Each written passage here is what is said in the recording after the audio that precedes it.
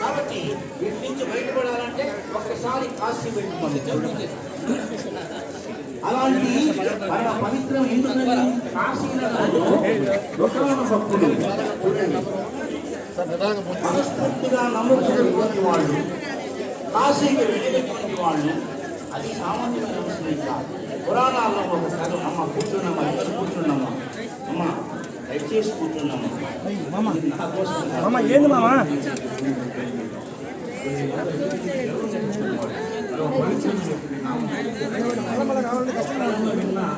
అది నాకు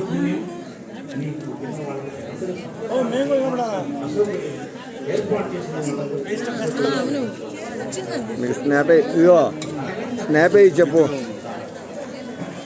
కాబట్టి ఒకనొక సందర్భంలో వ్యాస మహర్షి తన శిష్యులను తీసుకొని కాశీనగరానికి వెళ్ళాడు, భిక్షకు వెళ్ళాడు.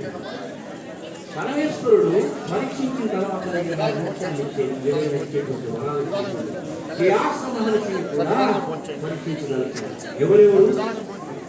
విశాలాక్షి తల్లి, అన్నపూర్ణేశ్వరి తల్లి, అలానే పరమేశ్వరుడు ముగ్గురు పరీక్షించాలి అనుకున్నారు. ఎందుకని? వ్యాసుల వారు సామాన్యుడా కాదు. వ్యాసుల గురించి మనకు విశ్వసహస్ర నామంలో వస్తుంది. వ్యాసాయ విష్ణు రూపాయ వ్యాస రూపాయ విష్ణవే నమో వై బ్రహ్మనిదయే వాసిష్ఠాయ నమో నమః వస్తుంది. సన్మానం నిండుగా తీయాలి.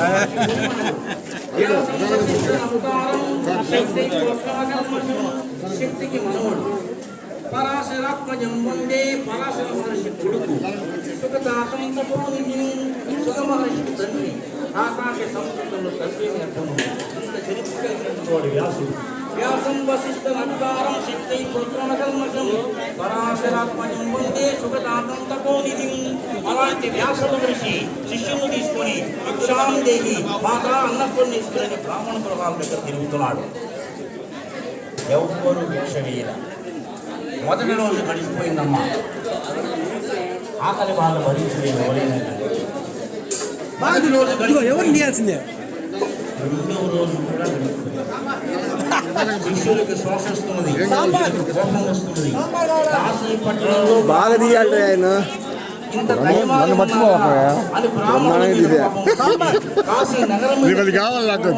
వేటగాళ్ళు ఇంటి అన్నట్టున్నారు. వద్దులే, ఇంకో మాట చెప్పులే, మళ్ళీ అయిపోయింది గోళ. మళ్ళీ ఈ బతుకుల్లో సస్తున్నావా ఏది కూడా ఇది పట్టుకున్నప్పుడు తీ. వ్యాసులు వారి కోపం వచ్చి కమండలంలో నీళ్లు తీసుకొని కాశీనగరాన్ని శపించబోతున్నాడు. కాశీనగరంలో బ్రాహ్మణులు పాడైపోవాలని చెప్పి వీళ్ళకి అన్నం కొట్టబోదని రకరకాలుగా శపించబోతున్నారు. కమండలం నుంచి నీళ్లు తీసుకున్నాడు. అంతలోనే ఒక ఇన్ని ఇల్లు తిరిగాడు కానీ ఆమెను ఎక్కడా చూడరు. దర్గానే లెక్క ఒడ్లు పెట్టుకున్నది చక్కగా. భారత స్త్రీ ఎలా ఉండారో అలా ఒక పండు ముఖ్య లాగా ఉందన్నమాట. ఉన్నట్టుండి ఒక్కసారి వ్యాసులు వాడు చూడండి. ఎన్ని జరిగినాయి కాశీ. ఒక అరగంటలోనూ ఒక రోజులోనూ ఒక నెలలోనూ చెబుతుంది. ప్రక్లుప్తంగా చెబుతున్నాం, క్లుప్తంగా తెలుసుకున్నాం. ఏమని?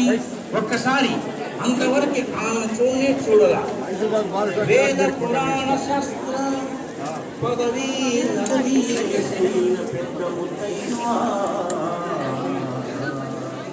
వేద శాస్త్రాలు చదువుకున్నటువంటిది, ఉపనిషత్తులు తెలిసినటువంటిది, ఆ వేదాల్లోనూ ఉపనిషత్తులలో వసించినటువంటి మల్లెనా మల్లెనా ఏది చేతిలో ఏది చూస్తే కదా చూస్తే వాల్టల్లిగా ఉంటుంది.